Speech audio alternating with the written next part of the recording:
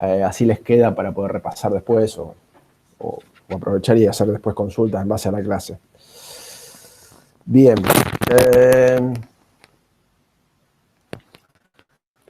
Les decía, bueno, quería ver del White. Yo no tengo la versión en español del White, la tengo que descargar. Lo que pasa es que lo que tenía dando vuelta era algo parcializado.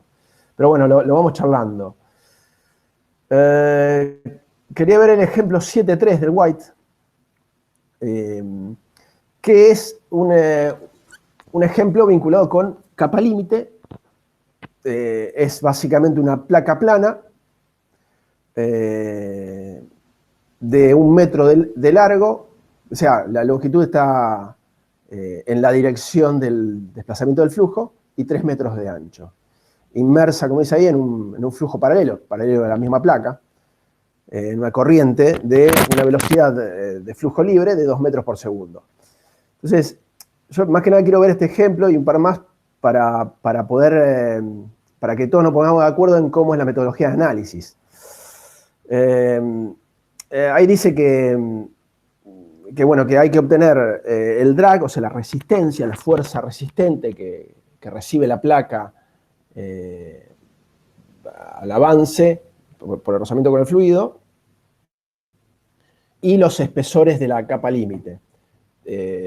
Tanto el espesor D como el D' y el espesor de momentum, el θ. Y lo plantea para dos condiciones, tanto para aire, o sea, si la placa estuviese inmersa en aire, o si esa misma placa la sumergimos en agua. ¿Me vienen siguiendo? Sí, sí. Bueno. Profe, la fuerza de sí, es el arrastre. Claro, el arrastre, el drag sería el arrastre, perdón por no haberlo dicho bien, pero sería, a ver, se entiende por arrastre, ya sea que el fluido circula alrededor de la placa y tiende a desplazar la placa, o al revés, la resistencia al avance que tendría la placa si se quiere desplazar en el fluido. Fuerza de resistencia al desplazamiento sería el arrastre. Bien, entonces, lo primero que tenemos que hacer siempre, en los casos tanto de flujo externo como de flujo interno, en ambos casos, es en función de las condiciones del fluido, o sea, si ya sabemos qué fluido circula, cuál es la velocidad de flujo libre, y la geometría o alguna característica geométrica del lugar donde circula o sobre el que circula, como en este caso una placa, tenemos que calcular el número de Reynolds. No sé si lo alcanzan a ver, que es lo que primero calcula. ¿Me siguen? Esto que ven acá es básicamente Reynolds. Velocidad de flujo libre por longitud. En este caso la longitud característica está vinculada con la longitud, el largo de la placa en dirección del desplazamiento del flujo. No me interesa en todo caso el ancho ni el espesor. ¿Por qué? Porque se supone que el ancho es lo suficientemente importante como para no afectar, para que no aparezca un gradiente de velocidades en el sentido transversal. Es decir, podríamos pensar que este es un flujo bidimensional, donde, donde los cambios se producen, ya sea en la dirección de la longitud de la placa, dirección de avance del flujo, o la dirección perpendicular, la normal a esa dirección, que es donde se producirían los gradientes de velocidades. ¿Me siguen hasta ahí? Sí, sí. Bueno, básicamente estos son el tipo de ejercicio que vamos o que yo espero que ustedes puedan encarar. Entonces, con eso calculan el número de Reynolds y verifican en qué estado está el régimen de flujo. En este caso particular, se trataría de, fíjense, 137.000. Esto es del orden de 10 a la 5. Y para flujo externo, si aprovechan el resumen que hizo, no repito, no me acuerdo si era Rodrigo, Alejandro o quién, flujo externo, el límite para empezar a considerar un flujo turbulento o transicional está en 10 a la 6. Entonces, en el orden del millón, Reynolds del orden del millón. Entonces, este flujo de 10 a la 5 es laminar, claramente laminar. Y por eso me permite usar las ecuaciones para flujo laminar, para el coeficiente de drag, que si recordamos, a ver, me voy a acordar, 447, voy a ir a ver las ecuaciones, 427, por acá. La ecuación que decía de drag, bueno, era un valor, un coeficiente dividido la raíz cuadrada de Reynolds, básicamente. Voy a volver a la hoja. Ese coeficiente es el coeficiente de resistencia. Digamos, la fuerza de drag, la ventaja que tiene ese coeficiente es que yo lo que hago es multiplicar ese coeficiente por la energía cinética del fluido, U cuadrado, la velocidad al cuadrado, sobre 2, por su densidad del fluido que circula y por el área sobre la que atraviesa. Entonces, esa energía cinética multiplicada por la densidad me da un valor de fuerza sobre área, si quieren. Energía, sí, fuerza sobre área. Multiplicado por el área me da un valor de fuerza. Un valor de fuerza genérico.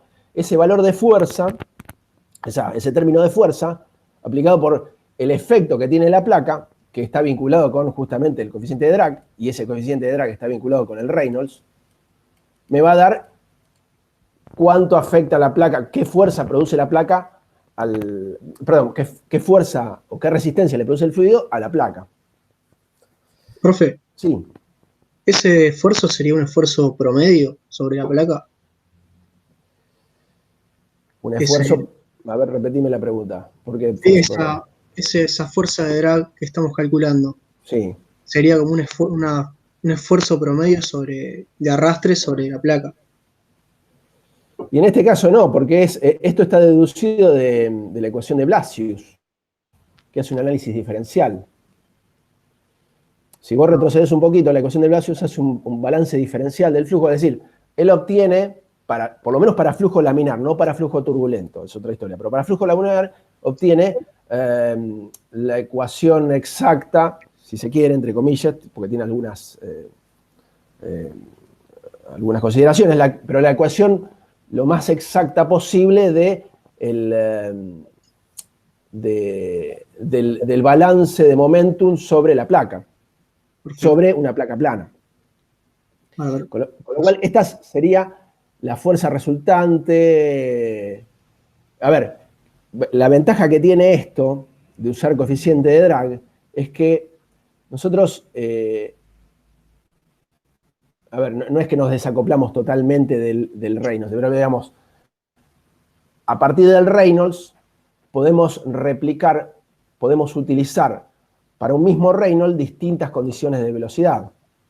Es decir, yo podría replicar otro mismo ensayo o otra misma condición con una placa más chica, pero que tenga el mismo Reynolds y obtener la misma fuerza de esta manera. Claro. ¿Se entiende? Por supuesto, tendré que cambiar la velocidad. El hecho de usar el coeficiente, porque en definitiva estamos metiendo los mismos términos. Acuérdense que el Reynolds tiene implícita la velocidad, la geometría y la viscosidad. O sea, lo que tenemos acá lo podemos tener dividido entre coeficientes y valores de velocidad y área, o meter todo junto. No poner CD y poner directamente los términos que van. O sea, ese 1.32.8 dividido todos estos términos. ¿Me siguen hasta ahí? Sí. Pero bueno, es una solución, entre comillas, exacta esta no sería una condición promedio. Ahora, tal vez lo que vos me estás preguntando es, claro, porque vos acá no tenés el término de velocidad que se produce en cada punto de la capa límite. ¿Eso me estás consultando? Claro, sí, sí. Está bien, sí, pero si retrocedemos un poco más, o vamos un poco antes, en realidad, este análisis justamente, el análisis de Blasius, parte de considerar primero, digamos, teniendo en cuenta la velocidad de flujo libre, hace un análisis dentro de el borde interno de la capa límite. Está. O sea, ¿y por qué usamos esa velocidad de flujo libre? Y bueno, porque en realidad, desde el punto de vista experimental, es la velocidad más fácil de obtener. O sea, es más fácil medir o considerar la velocidad alejada de la zona de la capa límite, y ahora quiero ver un par de ejemplos de eso justamente, alejada de la capa límite, que empezar a tener en cuenta qué está pasando en cada punto de la capa límite. Porque hay una variación, digamos, y esa variación hace que los instrumentos sean muy sensibles a la ubicación donde se los coloca. Entonces es difícil medir. Pensemos que más allá de lo numérico, estos conceptos de capa límite están más orientados a la experimentación, experimentación quiero decir, tanto a la medición a campo como a la experimentación propiamente dicha. Uno lo que busca son parámetros fáciles de medir, fáciles de calcular, para obtener los valores que quiere, en este caso la fuerza.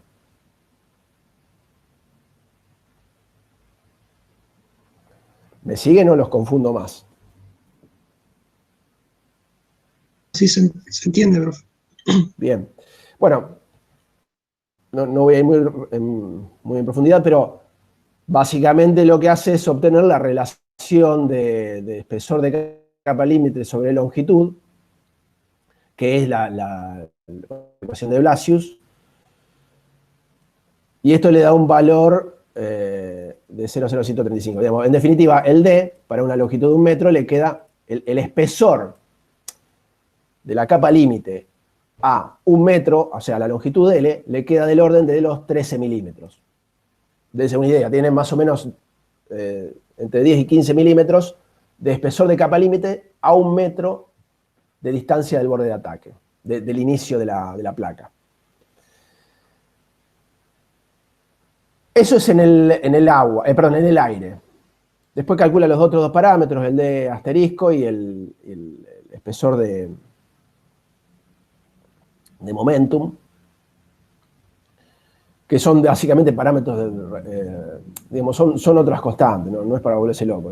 A mí lo que me interesa es que ustedes tengan en claro que el espesor de capa límite para un flujo laminar en aire, para esas condiciones, digamos, para esa placa, anda en el orden de 13 milímetros al final de la placa. Al inicio es nada, es una milésima o menos. Es la partícula de aire que se pegó al borde de ataque. Al final tienen 13,5 milímetros de zona afectada por la viscosidad.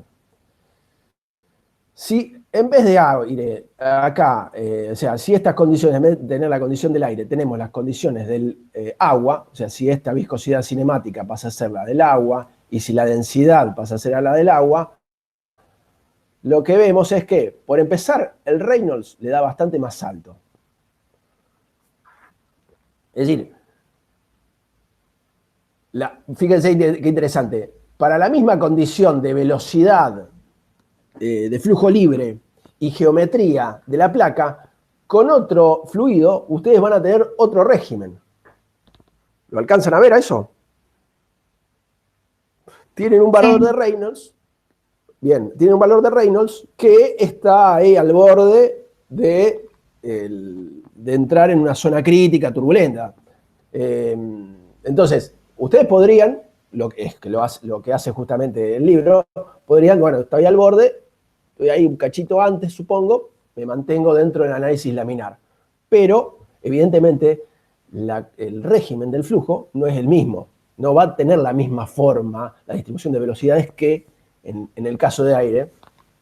¿Por qué? Porque entre aire y agua lo que hicieron fue cambiar el fluido. No cambiaron la geometría ni la velocidad de flujo libre.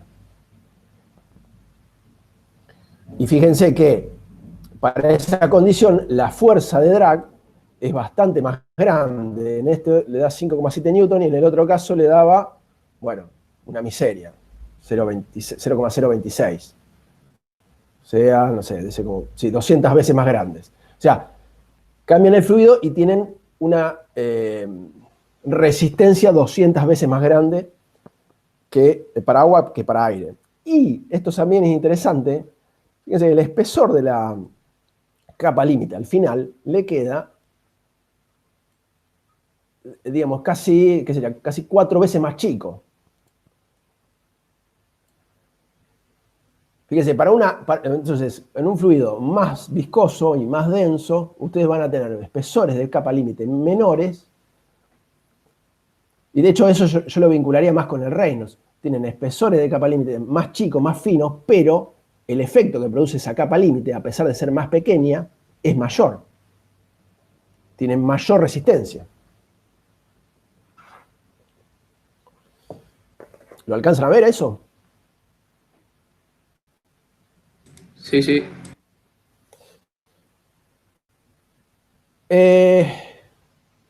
Vamos, a ver, ¿qué quiero decir con esto? Ustedes tanto en la práctica resuelta, que en la planilla Excel, como en esto, tienen las ecuaciones disponibles. De hecho, en el examen va a ser muy parecido al anterior. Entonces, yo lo que les voy a plantear es condiciones de flujo, posiblemente,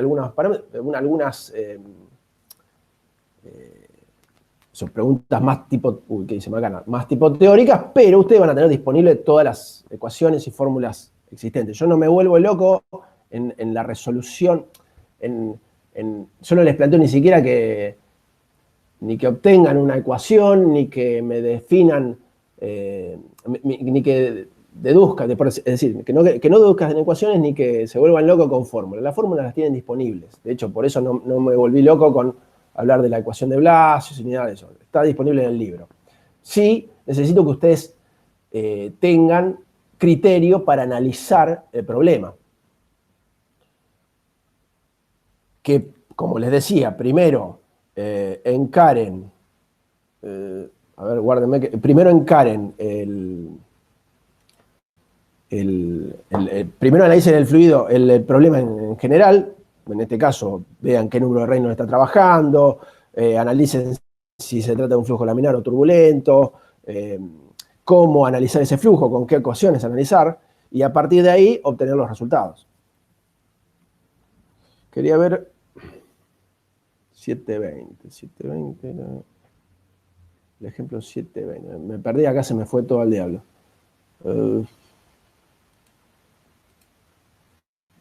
Bueno, lo voy a ver directamente desde la... Ustedes, no sé si lo pudieron descargar, pero tienen la posibilidad de... Tienen los ejercicios resueltos, los mismos ejercicios que están en White sin resolver, están resueltos en la práctica resuelta. ¿Lo pudieron ver a eso? Sí. Vamos a ahorrarnos el trabajo de desarrollo. Esto creo que es una de las preguntas que hizo alguno de ustedes en el foro, o es muy parecida. Y acá es interesante esto, porque justamente acá plantea... Sí, ¿alguien iba a decir algo? No, bueno. Sí, acá mide, entre comillas, la velocidad dentro de la capa límite. Es decir, en este ejemplo ubica un manómetro en U. ¿Tienen idea de lo que es un manómetro en U? ¿Alguno tiene dudas sobre cómo funciona este sistema?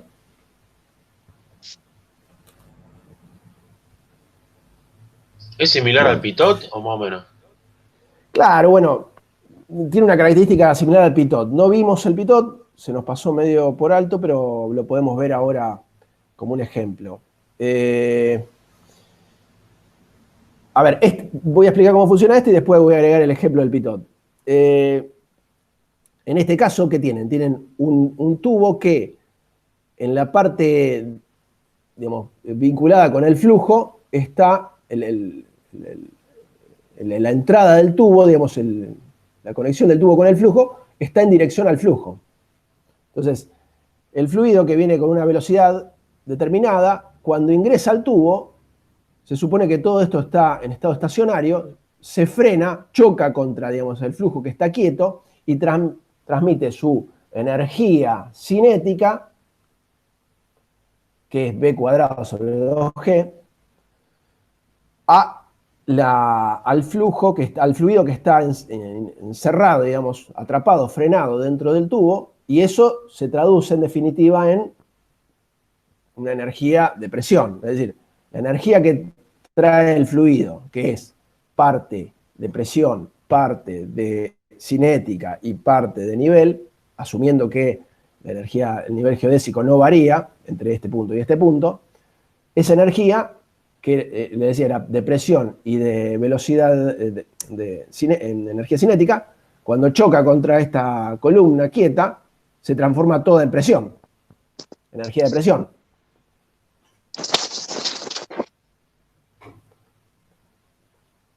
Es decir, entonces, acá en este lugar, ¿qué tendremos? Tendremos, básicamente, como nivel energético, la presión estática sumada a la energía cinética.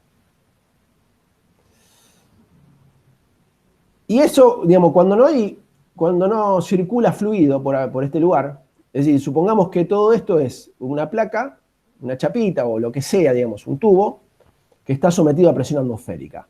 Esa presión atmosférica es la misma que puedo tener en este sector. Digamos, está todo inmerso en el mismo campo de fluido. Entonces, si no hay, si es la misma presión, yo acá voy a tener otro líquido, un líquido de mayor densidad. Si es la misma presión y no hay incidencia en los niveles, supongo que las alturas son despreciables, lo que voy a ver es que en estado de reposo, este nivel va a ser el mismo que tengo de este otro lado.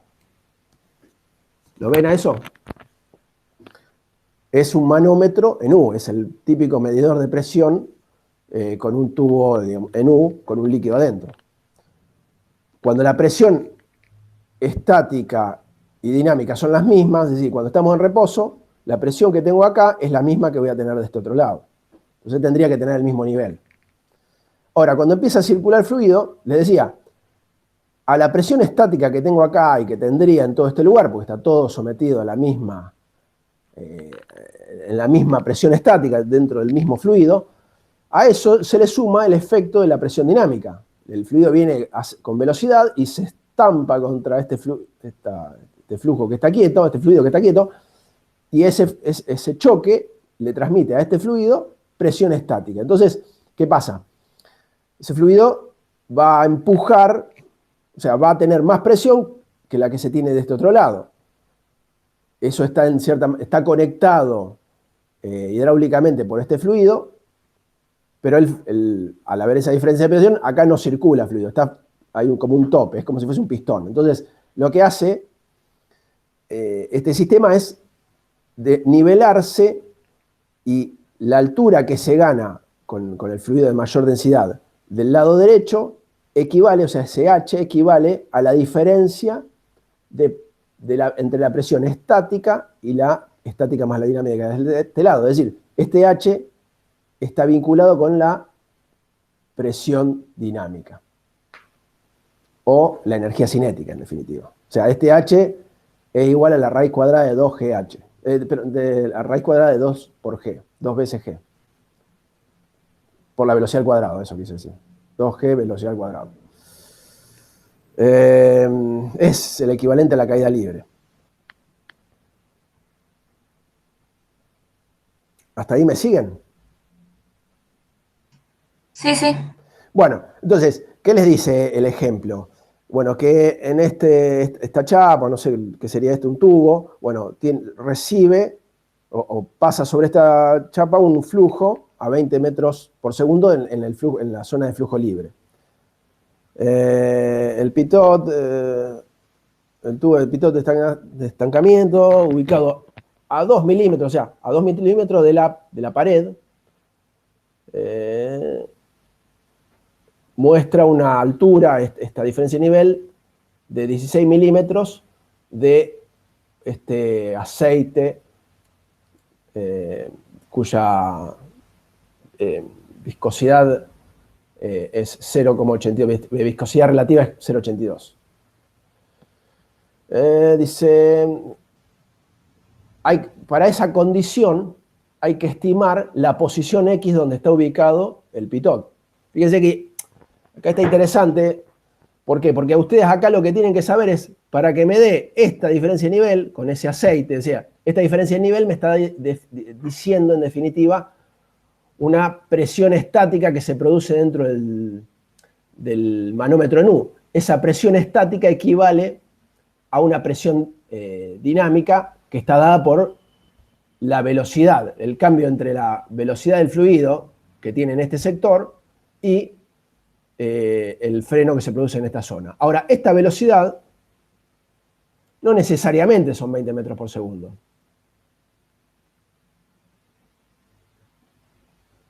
¿Eso lo comprenden?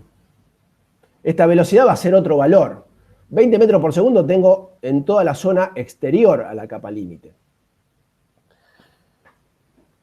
Entonces, asumiendo que tengo esos 20 metros por segundo en la zona exterior, yo lo que voy a saber es que en esta zona seguro voy a tener una velocidad menor. ¿Cuánto? No lo sé. Bueno, pero sí sé, sí lo puedo obtener a partir de este H. Ese de H generará un delta de presión, bueno, en este caso de 129 pascales, y acuérdense, la presión estaba vinculada con la velocidad. O sea, si ustedes aplican Bernoulli entre, por ejemplo, digamos, si ustedes, les decía, si a ese delta de presión lo dividen por la densidad, ¿qué les va a dar? Les va a dar la velocidad. Acuérdense que el delta P, que se produce por el cambio de velocidad, equivale a 2 veces, a la velocidad al cuadrado sobre 2G. 2G. Bueno, acá hace un juego. Bueno, habría que ver cómo lo despeja. Sí, no, sobre 2G. Y esta delta P sobre ρ equivale a eso. Perdón, delta P. El delta P sobre la densidad, la variación de presión sobre la densidad, equivale a, en términos, en nivel, equivale a la velocidad al cuadrado sobre 2G. Hace un juego de términos y obtiene la velocidad que es inferior, acá se ve, a la que se obtiene en el flujo libre.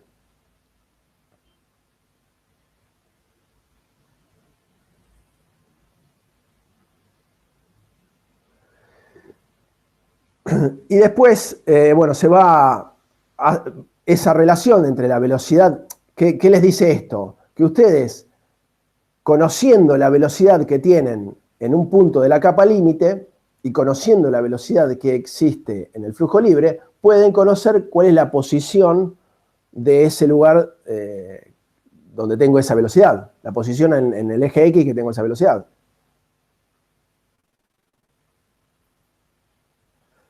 Pues fíjense que después hace esa relación y se va a la tabla, no sé si se acuerdan de esa tabla de Blasius, ¿dónde estaba? La tabla 7.1, creo que está antes. Párenme si los confundo, si tienen dudas, acá, porque yo por ahí le doy rápido y me olvido de ustedes. Esa relación, que esto funcionaba para flujo laminar, esa relación lo que les va a dar es, digamos, ¿esto qué era? Era el espesor de capa límite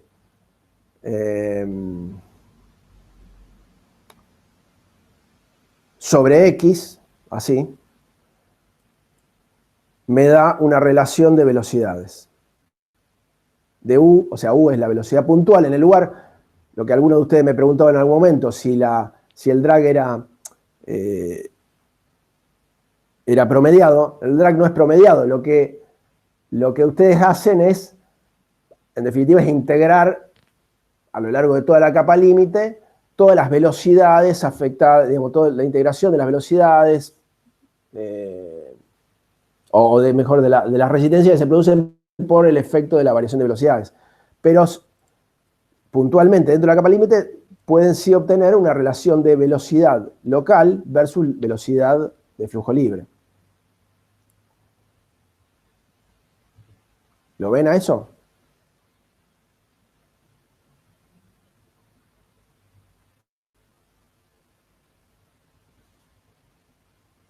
bueno, asumo que sí.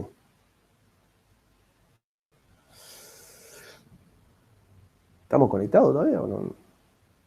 A ver, ¿hay alguien? Sí, Sí, sí. pareciera que están vivos. Ah, bueno. Sí, está sí, bien. profe. A veces me espanta. Pero está bien, ¿no? Tienen, no respetuoso, pero me espanta el silencio porque digo, capaz que se cortó internet y yo hablo como un tarado.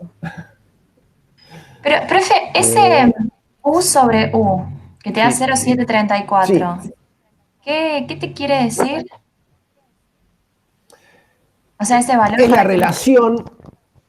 No, si voy de vuelta a la tabla, es una relación que obtuvo, digamos, esa relación de velocidad local versus velocidad de flujo libre, la puedo vincular con este parámetro que es esta relación D sobre X, o sea, espesor de capa límite versus posición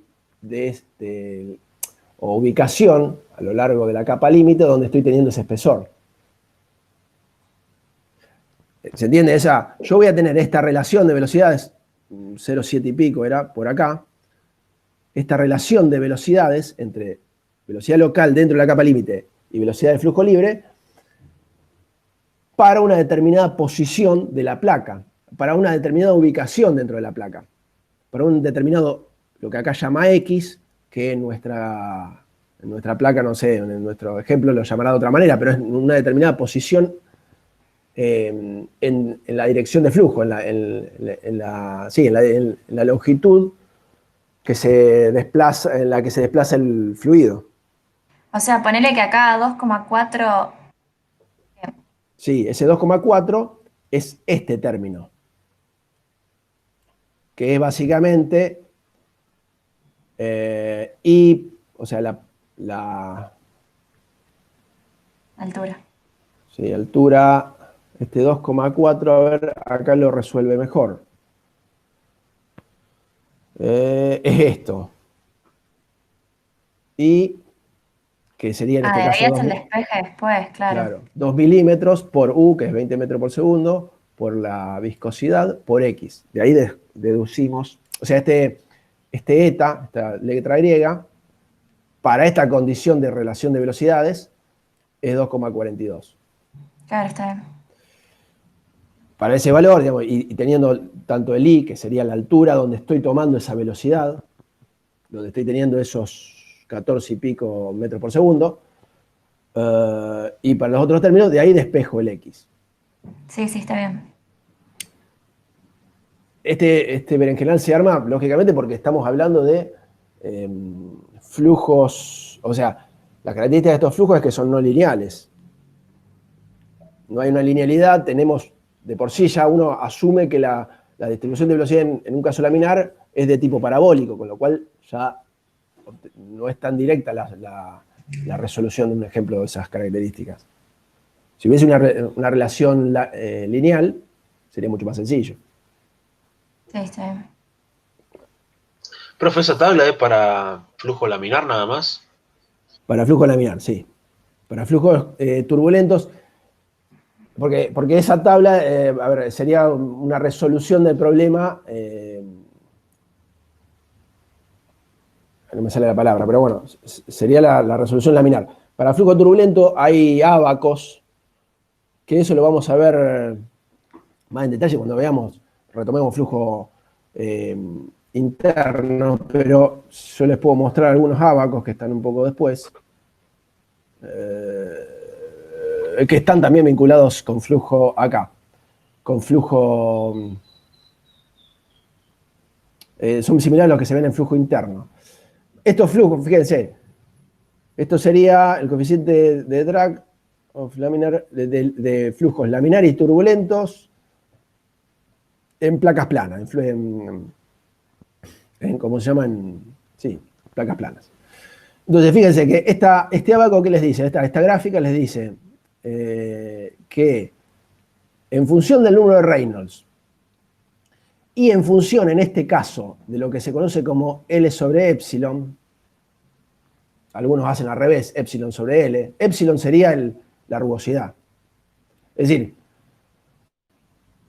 no van a tener las mismas condiciones de flujo, por más que tengan el mismo Reynolds y el mismo flujo libre y las mismas condiciones digamos, el mismo fluido, la misma característica del fluido, no van a tener las mismas condiciones de flujo en una placa pulida a espejo que en, no sé, una chapa de fundición donde la rugosidad promedio anda en los 2 milímetros. ¿Por qué? Porque la zona cercana, digamos, la zona donde se va a producir la capa límite va a estar fuertemente afectada por esa geometría que tiene que ver con la rugosidad. Entonces, fíjense que a medida que aumenta la relación L sobre E, o sea, longitud L dividido espesor,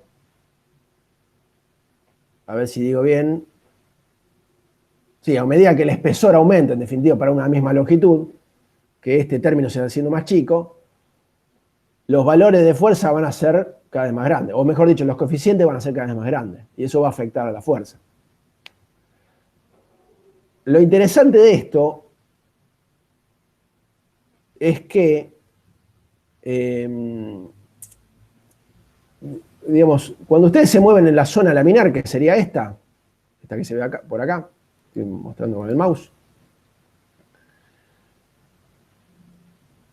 ustedes pueden aplicar esas ecuaciones sin problema. Cuando ustedes se mueven en la zona turbulenta, puramente turbulenta, a partir de ciertos valores de turbulencia, que sería esta, totalmente turbulento, ya el valor del coeficiente es prácticamente constante. Acá lo muestra como constante, pero de hecho es prácticamente constante. Es decir, para Reynolds muy elevados, por ejemplo, no sé, 10 a la 8 y cierta relación de espesores, van a tener más o menos el mismo Reynolds que si tienen 10 a la 9. Perdón, el mismo coeficiente de resistencia que si tiene 10 a la 9. ¿Eso qué quiere decir? No quiere decir que la fuerza de resistencia es la misma, sino que ese valor, ese coeficiente por el que lo multiplican es lo mismo. Entonces ya, si lo quieren en términos de comodidad, a partir de ciertos valores de Reynolds, no influye tanto, o sea, no varía tanto ese coeficiente de rozamiento. Es más o menos lo mismo. Lo que va a impactar es el efecto de la energía cinética, es decir, el efecto de la velocidad al cuadrado. Mayores Reynolds posiblemente estén asociados a mayores velocidades, por lo tanto las resistencias reales van a ser mayores. Pero ese coeficiente, el efecto que produce esa capa límite es más o menos el mismo. Que es algo como lo que dice por acá, dice, por analogía en las cañerías, que es lo que vemos en las cañerías, vamos a ver en realidad epsilon sobre d, o sea, el espesor sobre el diámetro, a diferencia de la longitud sobre el espesor, la rugosidad sería el epsilon. En un flujo totalmente desarrollado, CD, el coeficiente, depende del número de Reynolds, el coeficiente de este CD es independiente del número de Reynolds. Es decir, la fuerza depende más que nada de la velocidad al cuadrado.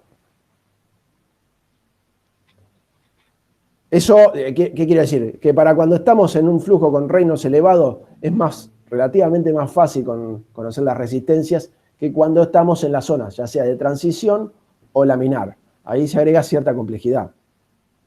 ¿Por qué? Porque ante variaciones del Reynolds tengo variaciones de ese coeficiente de drag.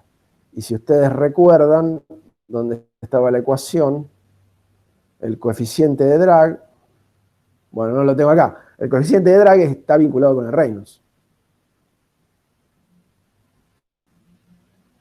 Tendría que ir a encontrar la ecuación del coeficiente de drag. Acá. El coeficiente de drag es proporcional al Reynolds.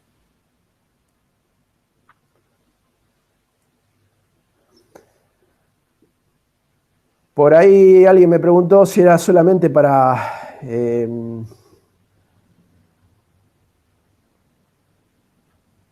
si la tabla esa de Blasio era para laminar. Sí, era para laminar y era justamente para evitarnos el reniegue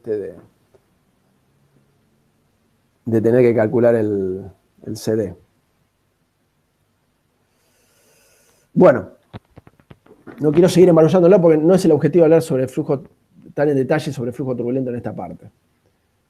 Yo lo que quiero más que nada es que ustedes comprendan cómo se comporta la capa límite y qué pasa dentro de esa capa límite, digamos, qué pasa a medida que nos desplazamos en esa capa límite. ¿Hasta ahí me siguen? Profe, en resumen, entonces la capa límite, a medida que yo me voy desplazando en la longitud, va aumentando, y dentro de esa capa límite, por la turbulencia, por la viscosidad y la rotación de las partículas, ahí varía la velocidad, o sea, es menor la velocidad que en el resto del fluido. Eso Sí, sería el... sería un poco el resumen. Lo de rotación es...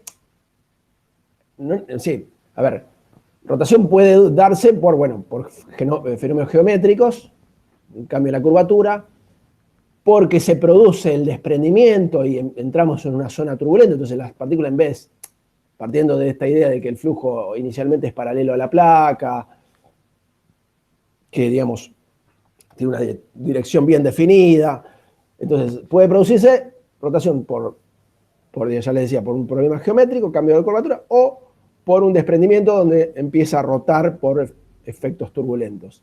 Ahora bien, si estamos solamente en la zona laminar, y seguimos con esta idea hermosa de flujo paralelo, en realidad lo que ocurre es que en esa zona tenemos flujo rotacional, que es este flujo que a medida que se desplaza hay un deslizamiento entre las partículas del flujo. Por eso no es que rota las partículas, sino que hay una especie de desplazamiento y eso es el equivalente a una especie de rotación del campo de velocidades. ¿Se entiende eso?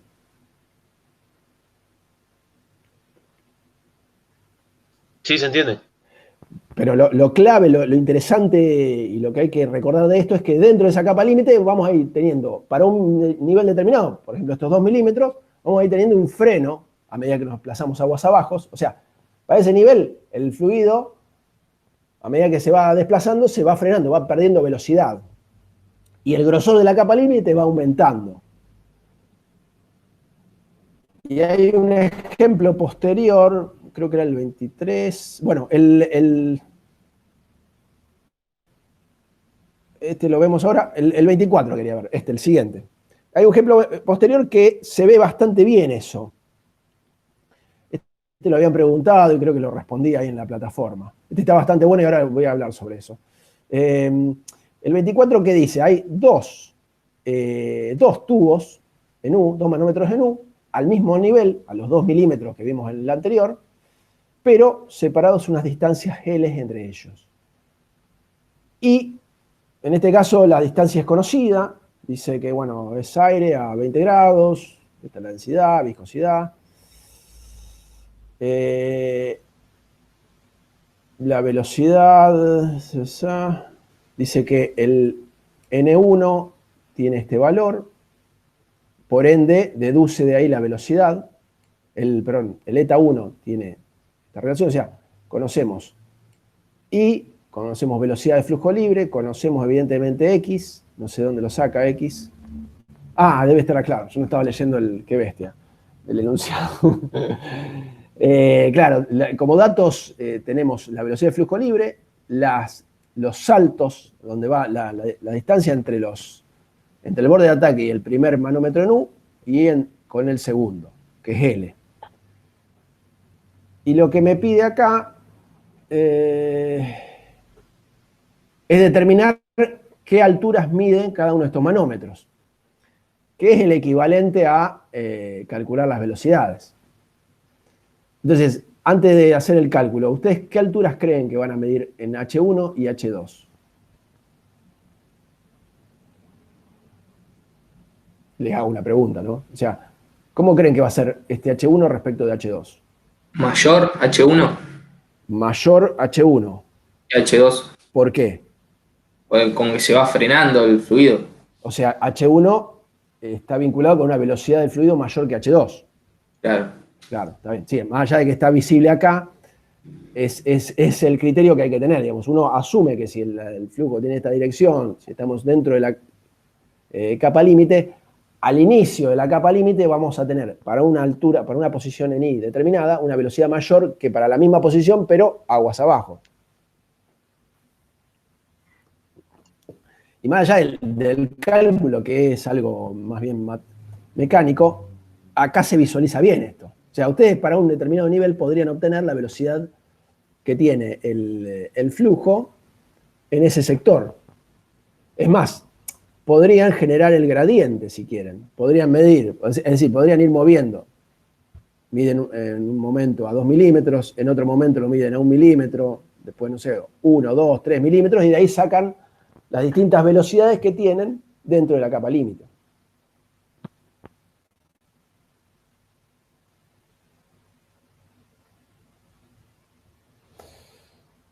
De ahí deduce, bueno, sí, los niveles que es lo que busca. ¿Me siguieron hasta ahí? Sí, profe. Dije que iba a volver sobre este, fue una pregunta interesante que hubo en el foro. Esto, digamos, podría ser hasta inclusive un caso real. Alguno que lleva una tabla, que se calza una tabla en el techo del auto, una puerta, la ata, digamos, al portatuto, y se lo lleva. Y quiere estimar cuánto le va a generar de resistencia a eso. Bueno, el análisis es muy similar a los anteriores. Calcula primero el número de Reynolds, y el número de Reynolds le da ahí una zona media límite. Le da en el orden de 10 a la 6. Dice, bueno, esto puede ser tanto laminar como turbulento o una zona transicional. Entonces, ¿qué hace? Calcula el espesor sobre la longitud, tanto para laminar como para turbulento. Y fíjense que, en un caso, si el fluido fuese laminar, el espesor le da en este orden de, ¿qué sería? 7 milímetros. Y para el caso turbulento, le da un espesor bastante más grande, de 4... Profe, sí. ¿ese espesor es sobre la capa superior nada más? ¿O tiene en O cuenta sea, la las dos? distancia. No, claro, es para una longitud determinada, que en este caso es la longitud de la placa, que es 8 pies, serían 2,44 metros. Al final de la placa, yo voy a tener ese espesor de placa de capa límite. Está, pero es de la parte superior de la placa o las dos, la inferior y la superior. Está bien tu pregunta. En realidad, claro, bueno, el gráfico no es muy alegre que digamos, porque parecería como que en la parte de abajo, no sé, no hay aire. Pero no, en realidad esto afecta tanto la parte superior como la parte inferior. O sea que esa capa límite, esa distancia que me da ahí es la capa que se produce tanto en la parte superior como en la inferior. Claro, tal cual. Sí. Ah, está, no es como en el dibujo que es solo arriba, o sea, tendría que Claro. estar entre medio, está, listo. Está bien tu pregunta. O sea, esto que vemos acá es esquemático, pero en realidad estaría afectando también la parte inferior. Ah, por eso yo no entendía después cuando multiplicaba por 2 para sacar la fuerza, el área. Claro, está bien tu pregunta, sí. Lo que se ve acá es que hace todo eso y después aparece un 2 por ahí. Claro, two sides, dice, dos lados, tanto arriba como abajo, básicamente. ¿Por qué? Bueno, de vuelta, el dibujo está bastante lejos de ser feliz y alegre. Da a entender como que en realidad esto está afectando solamente la parte superior, pero aire existe en la parte inferior. A ver, en los hechos concretos seguramente que la interacción entre el techo del auto y los componentes de sujeción en realidad va a hacer que este campo de fluido sea muy distinto a lo que vemos. Pero bueno, olvidándonos de todo este efecto del auto y los soportes, el aire va a afectar la parte superior como la parte inferior. Y esperamos que sea más o menos en la misma interacción. Si tuviésemos que tener en cuenta todo, sí, ya no sería un cálculo tan sencillo.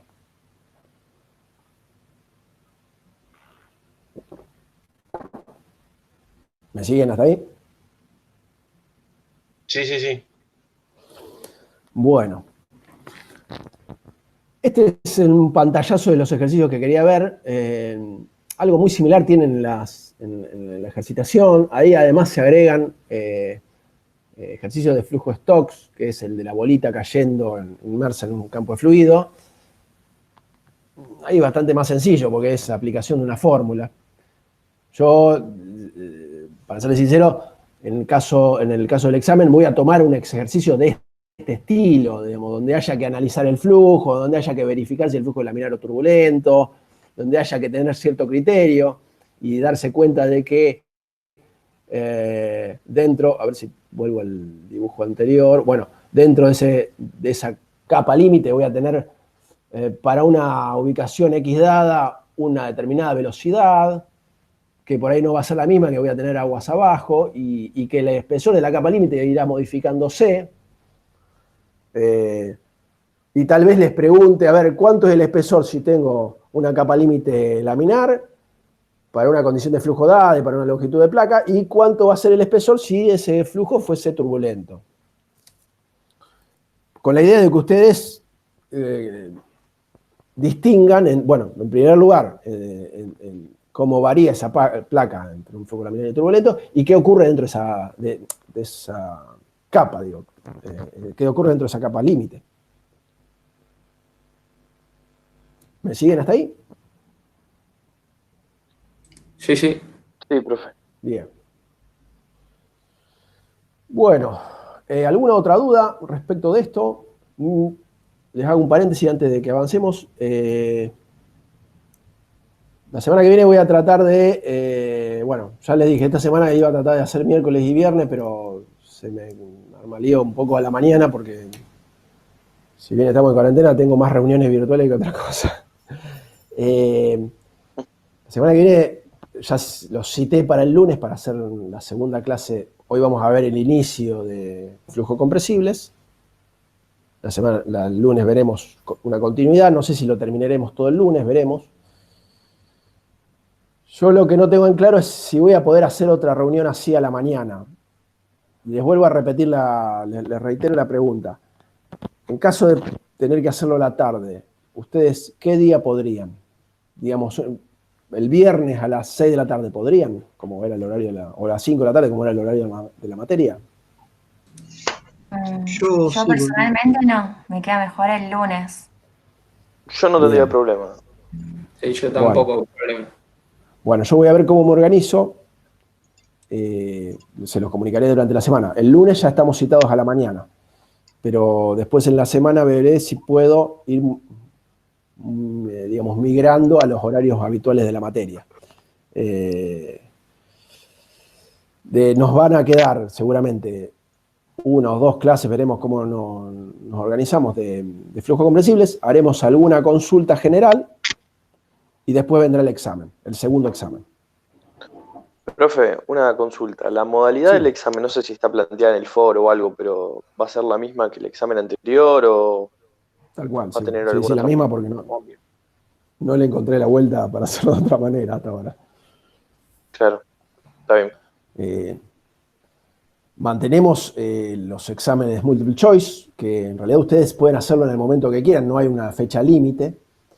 Sí es recomendable tenerlos hechos antes del examen porque además de evitar que se les acumulen, les sirve como una especie de preparación y repaso para el examen. Fíjense que, no sé si lo notaron, pero algunas de las preguntas del multiple choice son similares a las que después se hacen, o con la misma índole que se hacen en el examen, entre comillas, presencial, que no fue tan presencial, pero bueno. Entonces, es ideal que ustedes se vayan preparando de esa manera. Bien, bárbaro. Gracias, profe. Bien. A ver, voy a parar esto, así lo puedo dividir en... Voy a parar de grabar.